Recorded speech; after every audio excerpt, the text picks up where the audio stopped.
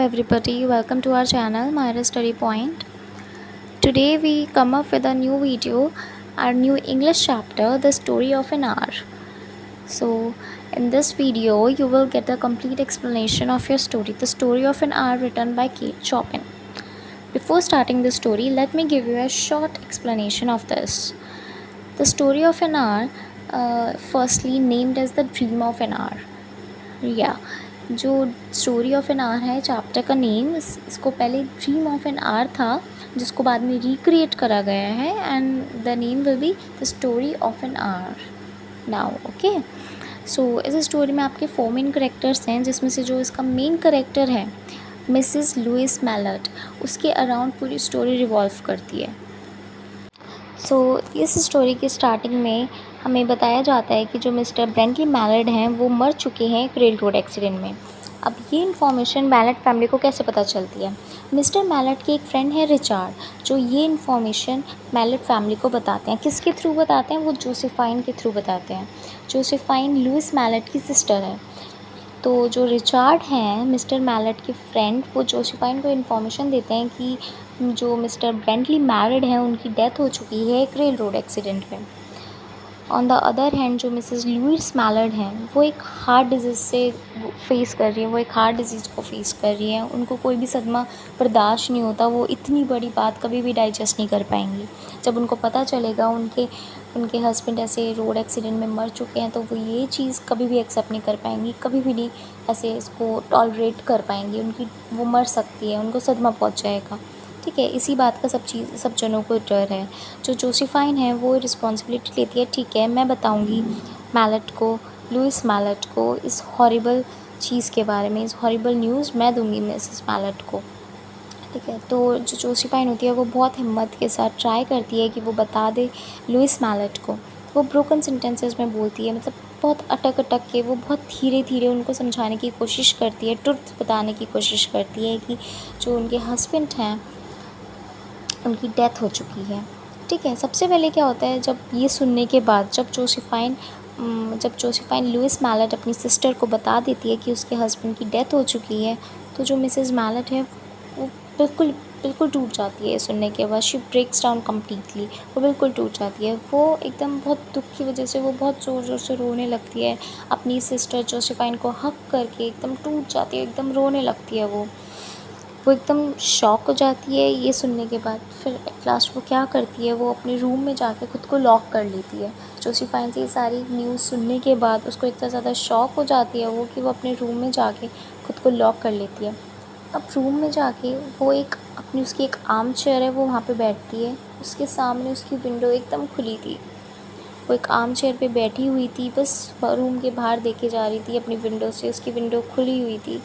वो एक blue sky को देख रही थी, एकदम पीसफुली, बिल्कुल शांत थी. वो ना रो रही थी ना कुछ कर रही थी, ना उसके फेस पे कुछ सैडनेस थी, बस वो बिल्कुल नम्ब थी एंड बाहर स्काई को देखे जा रही थी. वो वेदर को देखे जा रही थी, उसको फील कर रही थी. जो रेन की, जैसे रेन आने वाली है वैसा वेदर हो रहा था. वो रेन की वैसी जो एकदम ब्यूटीफुल सी वो फीलिंग है उसको एक्सप्रेस कर रही थी वहाँ पे, इसको फील कर रही थी. जो फ्लावर्स की खुशबू एंड बर्ड्स की चर्पिंग की वॉइस, सिंगिंग, वो सब इन्जॉय कर रही थी. इट सीम्स लाइक कि वो बहुत फ्री महसूस कर रही है खुद को, बहुत ज़्यादा फ्री. वो ऐसे सोचती है कि जैसे बचपन में वो जब वो सोती थी वो रोती रहती थी, हर रात वो रो कर सोती थी. ठीक है, लेकिन अब उसके फेस पे कुछ डर नहीं लग रहा था, ना ही कोई सैडनेस और कुछ नहीं लग रहा था. बस एक सेंस ऑफ रिलीफ नज़र आ रही थी उसके फेस पे, जैसे कि उसको किसी चीज़ से बहुत ज़्यादा आज़ादी मिली हो, बहुत ज़्यादा फ्री महसूस कर रही हो. बट वो बिल्कुल शांत नम बैठी हुई थी. उसको ये लग रहा था कि ये कैसी फीलिंग है, उसको समझ ही नहीं आ रही थी ये फीलिंग कि what is exactly going on, कि एग्जैक्टली हो क्या रहा है उसके साथ, क्या होने वाला है, कुछ नहीं समझ आ रहा था. बस एक सेंस ऑफ रिलीफ फील कर रही थी. वो स्ट्रगल कर रही थी कि वो इन सब चीज़ों से दूर होने की कोशिश कर रही थी, कि वो उसको इतना ज़्यादा दुख ना हो, मतलब वो ऐसा फ़ील कर रही थी कि उसके साथ क्या ही हो रहा है। उसको बहुत दुःख होना चाहिए क्योंकि उसने अपने हस्बैंड की ऐसी डेथ की बात सुनी है, डेथ की न्यूज़ सुनी है, उसको बहुत दुखी होना चाहिए, बट नहीं, उसको कुछ भी दुःख, ऐसा कुछ सॉरो फ़ील नहीं हो रहा था। बस उसको सेंस ऑफ रिलीफ़ फ़ील हो रहा था। वो बहुत फ्री फ़ील कर रही थी और वो उस बार-बार अपनी यही विस्पर कर रही थी, फ्री, फ्री। वो ऐसे ही रिपीटेडली बार-बार विस्पर कर रही थी। अब उसके माइंड में बस एक ही थॉट आ रहा था, at last I am free. वो खुद को इतना फ्री महसूस कर रही थी अपने हस्बैंड की डेथ के बाद, क्योंकि उसके हस्बैंड ने शायद उसको कभी प्यार ही नहीं किया था। Her husband never loved her, that's why वो बहुत ज़्यादा सफोकेटेड और होपलेस फील करती थी उनके साथ, और उसको कोई लव या चेरिश बिल्कुल भी नहीं होती थी। इसलिए वो बहुत फ्री महसूस कर रही है। वो बस ये बोल रही थी, बार बार ये विस्पर कर रही थी, फ्री सोल, फ्री बॉडी। यही उसके एग्जैक्ट वर्ड्स थे। And on the other hand Josephine, जो मैलड लुइस की सिस्टर थी, वो बाहर उसके डोर के बाहर बैठी हुई थी। उसने डोर, जैसे उसको, आपको पता है कि मैलड लुइस ने डोर अंदर से बंद कर लिया था, जोसीफाइन उसका बाहर वेट कर रही थी। वो नीलिंग डाउन, मतलब अपने घुटनों के केवल बैठी हुई थी, उससे बैगिंग कर रही थी कि प्लीज़ ओपन द डोर। उसको लग रहा था पता नहीं कहीं मैलड लुइस कुछ गलत ना कर लें, उसको ये न्यूज़ बर्दाश्त ना कर पाए और कुछ अपने साथ गलत ना कर लें। बट जब वो ऐसे स्क्रीम कर रही थी कि please please open the door, तब मैलड लुइस बताती है कि वो ठीक है और उसकी सिस्टर को उसके लिए वरी करने की बिल्कुल भी ज़रूरत नहीं है, वो बिल्कुल ठीक है।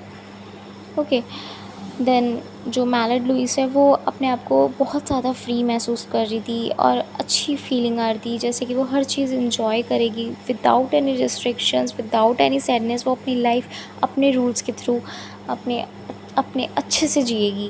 उसको किसी की भी रिस्ट्रिक्शंस की अब बनने की ज़रूरत नहीं है। वो फ्री है अपनी लाइफ जीने के लिए।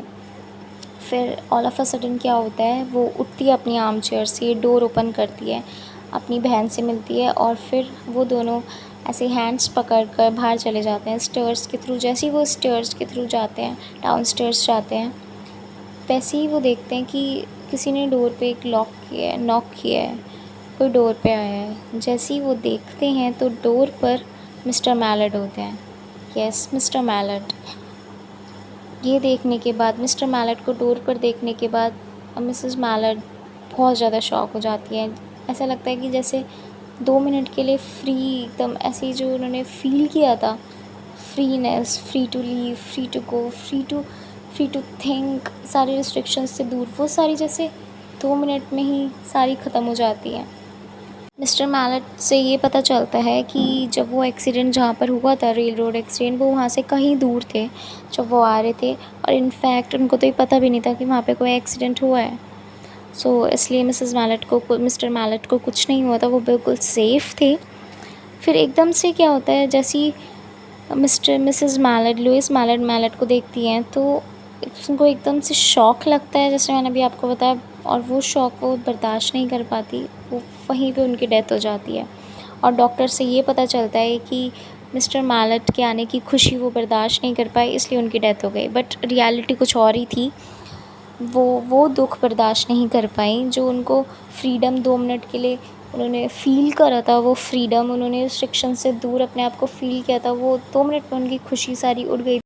सो this is all about the story of an hour, and as the name suggest, story of an hour, ये खुद ही बताता है कि कितनी जल्दी कुछ ही टाइम में पूरी स्टोरी हो गई। मिसेस मैलट की लाइफ में कुछ ही टाइम में इतना कुछ हो गया।